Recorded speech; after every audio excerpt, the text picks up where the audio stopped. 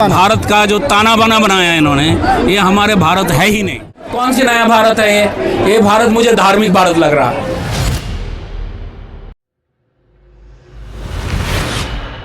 12 बज चुके हैं और मैं हूं अभी जंतर मंतर पर। कॉकरोच जनता पार्टी के संस्थापक अभिजीत दीपके के साथ बहुत सारे युवा जो भारत का जनजी आंदोलन की शुरुआत करने जा रहे हैं वो जंतर मंतर पर पहुंच चुके हैं। जंतर मंतर पर धरना प्रदर्शन की शुरुआत और आंदोलन की शुरुआत सुबह 10 बजे शुरुआत कर दी गई थी और अभी 12 साढ़े 12 बज रहे हैं। आंदोलन का स्वरूप अभी तक ऐसा है जिसमें हजारों लोग जुड़ चुके हैं। लगातार पुलिस के द्वारा उनके द्वारा रेडियो पर अनाउंसमेंट किया जा रहा है और यह बताया जा रहा है कि किस तरह से सुरक्षा व्यवस्था एवं अन्य की जिम्मेदारियां निभाई जा सके।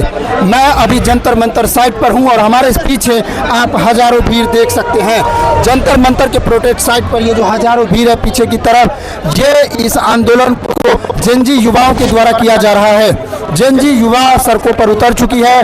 नरेंद्र मोदी इस्तीफा दो, धर्मेंद्र प्रधान इस्तीफा दो, इसके नारे भी लगाए जा रहे हैं। समझने वाली बात यह है कि भारत का जेनजी प्रदर्शन पहली बार हो रहा है। जिस तरह से बांग्लादेश और नेपाल में हुआ, इस तरह का स्वरूप भारत के प्रदर्शन में नहीं देखने को मिल रहा है, क्योंकि भारत में जो जेनजी आंदोलन की मुहिम की शुरुआत की गई थी वो गांधीवादी आदर्शों पर किया गया था। शुरुआत से ही इसमें हिंसा नहीं हो और अहिंसा पर बल देते हुए इसे शांतिपूर्ण करने का निर्णय लिया गया था।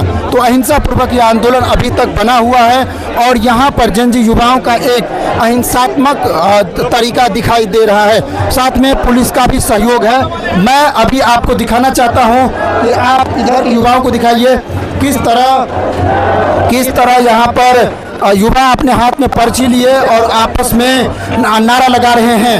यहाँ पर कई तरह के मीडिया साइट्स हैं जो कवर कर रहे हैं। साथ ही उधर भी दिखाइए कि छोटे छोटे ग्रुप किस तरह से वर्क कर रहे हैं। ये सिर्फ जेनजी आंदोलन नहीं है।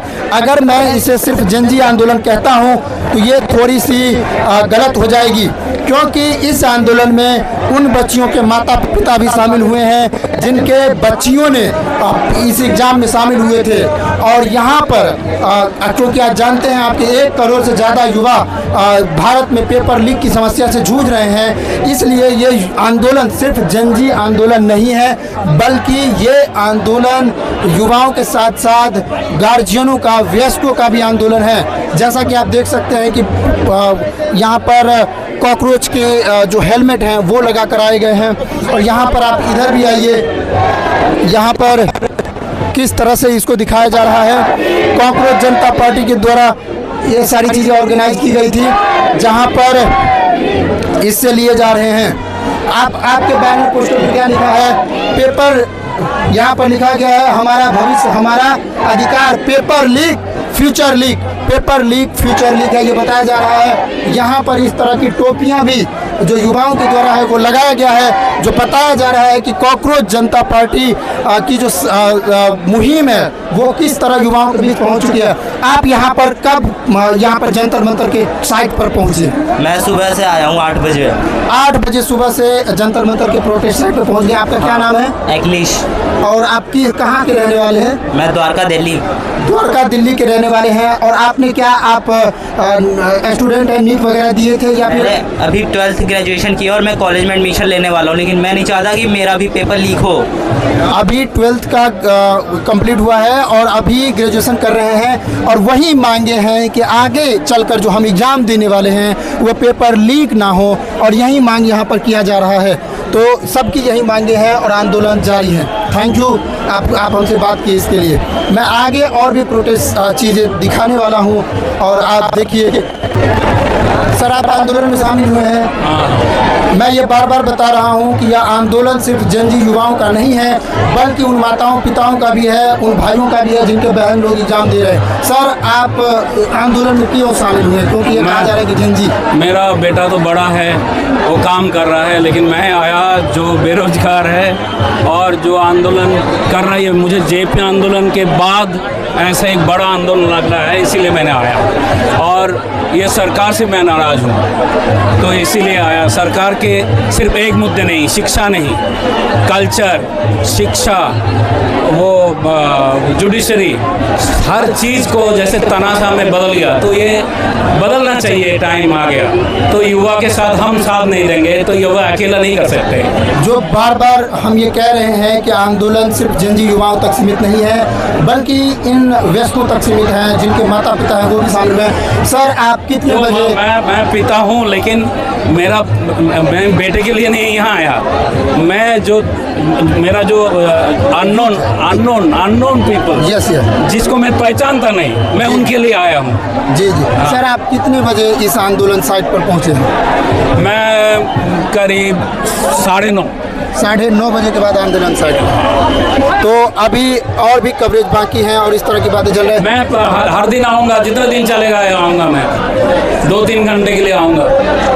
तो इस तरह का समर्थन जंजी युवाओं को मिल रहा है, जिसमें सिर्फ युवा ही नहीं है बल्कि वो लोग भी शामिल हैं जो आने वाले दिनों में व्यवस्था को परिवर्तन करना चाहते हैं। सिर्फ शिक्षा ही मुद्दा नहीं है, इस देश में जो भ्रष्टाचार के मुद्दे हुए हैं, जो सेंट्रलाइजेशन पॉलिसी दिखाई देती है, केंद्रीकृत पॉलिसी दिखाई देती है, लोग उसके भी खिलाफ है, ताना बाना के खिलाफ है। भारत का जो ताना बाना बनाया है इन्होंने, ये हमारे भारत है ही नहीं। जो कुछ लोगों तक सीमित हो गई है व्यवस्था। नहीं, हमारे नेताजी सुभाष चंद्र बोस, रविंद्रनाथ टैगोर, अंबेडकर, गांधी जी, इनके रास्ते में चल ही नहीं रहा गवर्नमेंट। ये इनको बदनाम कर रहा है, नेहरू को बदनाम कर रहा है। अरे नेहरू ने जो बनाया वो तो बोलो। तो ये सब चीज़ का खिलाफ हूँ मैं। ये सब आवाज़, ये गवर्नमेंट का जो आवाज़ है, एक अच्छा जो बना के गया भारत को, उनके पूरा सबका खिलाफ हो गए। एक कौन सी नया भारत है ये भारत मुझे धार्मिक भारत लग रहा है। जो लोकतांत्रिक भारत होना चाहिए था, उसे अब धार्मिक भारत में परिवर्तित करके भारत में और मोबिलाइजेशन की प्रक्रिया की जा रही है। यही बात इस अंकल के द्वारा कहा जा रहा है और बिल्कुल सही है। तो जंजी युवाओं के साथ इस तरह के अंकल जी भी है। सर आपका नाम बता दीजिए। मैं स्वपन भंडारी, मैं आर्टिस्ट हूँ, पेंटिंग करता हूँ और प्रोफेसर हूँ। Thank you sir, thank you sir, media से बात करने। तो इस तरह से हमने देखा कि किस तरह युवाओं के साथ साथ एक कलाकार भी और अन्य तरह के लोग भी इस पूरी प्रक्रिया में शामिल हो रहा है।